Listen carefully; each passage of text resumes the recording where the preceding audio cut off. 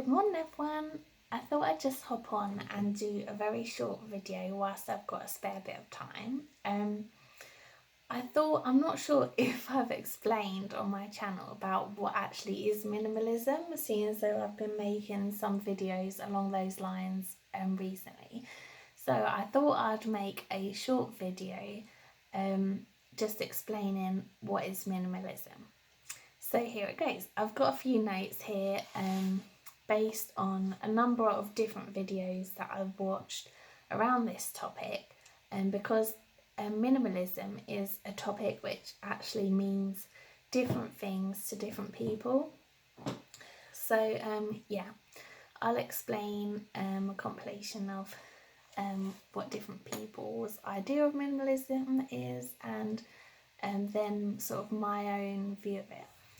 So there's a channel called The Minimalists, and they've also got a podcast which I'm really enjoying listening to at the moment. I'll link below to their channel.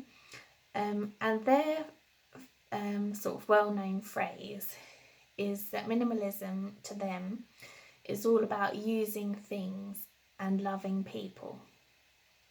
So it's based on the idea that the things we own, the things our houses are filled with, those things have a purpose, and that purpose is to be used.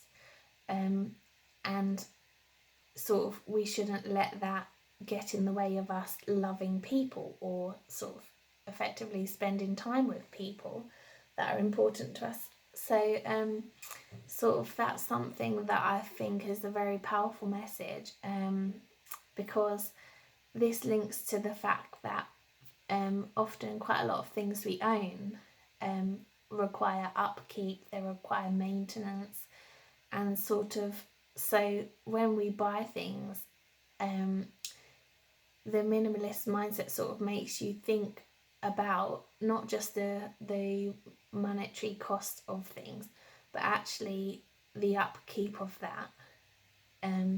Is that gonna sort of add to your life, or is it going to actually be a stressor or take away effectively, basically? So sort of a simple example of this is, if I were to buy a vintage car, I might love to look at that car, it sparks joy to look at that car, but another cost other than the monetary cost of that car is the upkeep of that car, polishing it every weekend, making sure the paintwork doesn't sort of disintegrate and get affected over time by weather and so on and so forth. So it's sort of like thinking of the actual maintenance and the other things that's going to be involved with owning that thing before purchasing it. And perhaps, that could mean that you spend more of your weekend focusing on that thing, rather than perhaps with your family or friends, or doing something else that you would rather be doing. So it's sort of, that's one of their main messages. I like them because they have sort of like a very open-minded view about a lot of things. So sort of, if that interests you, then you can check them out and see what you think about their channel. But I think, I found their channel really inspiring. So another thing around minimalism is being intentional with what stuff you have, and generally owning less. A lot of minimalist people tend to own less as a result of having a minimalist mindset, because they've learned to think critically around the stuff they own, and therefore it means they tend to buy less going forward, and they end up decluttering some stuff they have, which means they've got less items in their home or that they possess. As I shared on my channel before, Marie Kondo is sort of a big organisational guru, and she sort of is in line with the minimalism thing as well. And she sort of brings us back to the point that everything we own either needs to be functional or it needs to spark joy. So minimalism is not just about owning essential items and only that, you can still own things that you own just because they're pretty.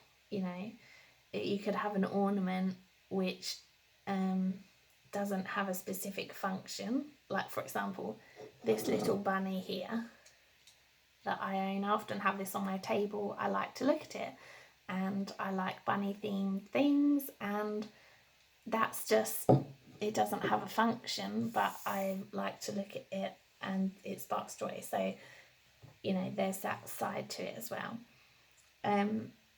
Yeah, but I guess for me, part of minimalism is sort of thinking about the things I own so that things don't actually have a negative effect on me, so that I have peace in my home through not having so much stuff that we don't have enough space to store it.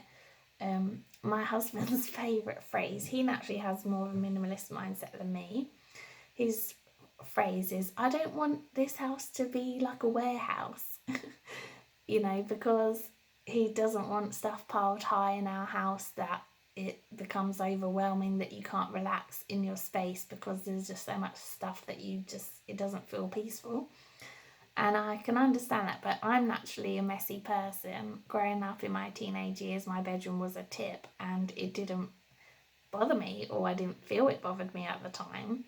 But I think it's quite different when you move out of home and you have your own space. And I feel like I'm totally different in my own space. I'm not sure why. Maybe it's just growing up.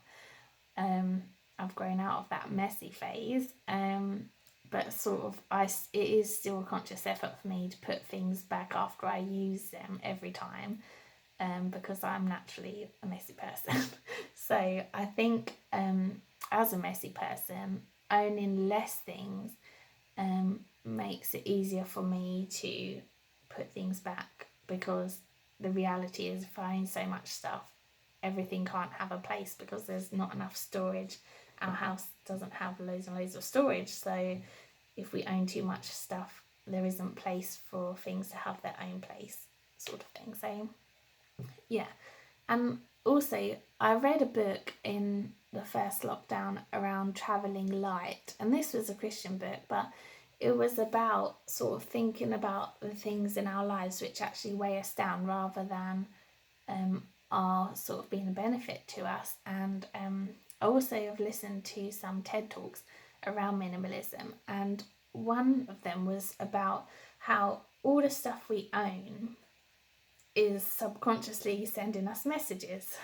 Now, this sounds a bit of a crazy idea, but hear me out. So it's sort of like, if you have things in your cupboard which you don't use, and really you don't really like it, but maybe someone give it to you as a gift and you feel that, oh, I feel I should keep this. Every time you open your cupboard, you're reminded of, oh, I don't really like that, but I feel guilty because if I give it away, I feel I shouldn't give it away. Or like, some things in your cupboard, they might be beautiful and you like them, but the reality is you never use it and you're never going to have a time to use that thing. So every time you open your cupboard, it's sort of giving you a message that you don't use me, sort of thing. And it sparks thoughts, like sort of negative thoughts in your mind. It's sort of talking about how all this constant messages from our stuff sort of is negative, negative stuff in our life. So, you know, actually when we let go of some of these things, then we're freeing up our mind from receiving these messages, basically. Yeah, I mean, I don't know if you can sort of relate to that. I'm not sure of another way to explain it, but I think it is true. And since letting go of some things that I haven't used and felt bad about not using, but the reality is I might not have a reason to use them, or they just don't work for me, I feel freer from doing that, and so I can personally relate to it, and it makes me feel like I am travelling lighter, or I'm living a lighter, more positive life because of letting go of some stuff. So Yeah, and I think generally minimalism is about owning things, and it's still being okay to own things, but making sure those things don't end up owning us or like dictating our lives, you know, because like I said with a vintage car, if I own a vintage car, every weekend I'd be feeling obliged to go and polish it, to take care of it, to go monitor it, or even be feeling like if it's on the drive, is someone going to steal it? Do I need to keep checking that it's still there? Like it would end up being a negative thing in my life personally, but it might not be for someone else. So it's sort of minimalism is very individual, and it's different for different people in terms of what that looks like to them. Like the guys who do the minimalist podcast, they say if you went in their house, you wouldn't necessarily know that they're minimalist, or it, you know, there's not some sort of mark that they're a minimalist, but you might just think, oh gosh, this guy's tidy, and that's it. But yeah, it's just interesting, I find. And there's some people on YouTube who are extreme minimalists, who literally own sort of a backpack of possessions. And there's others who own a lot of things, but all those things are adding value to their life or have a function that is aiding them in their life. So yeah, people take it as far as they like, sort of thing, and it depends also on your lifestyle. Yeah, and sort of, yeah, I don't want to go on any further because I don't want this video to become crazy long, but yeah, I just thought I'd share about that in case it was of interest to anyone. And yeah, there's loads of videos on YouTube about minimalism, so go check them out if it's a topic that you'd like to learn more about. So yeah, I hope you have a great and positive week, and I'll catch you soon. If you like this video, give it a like, and throw me a heart in the comments. Take care, bye!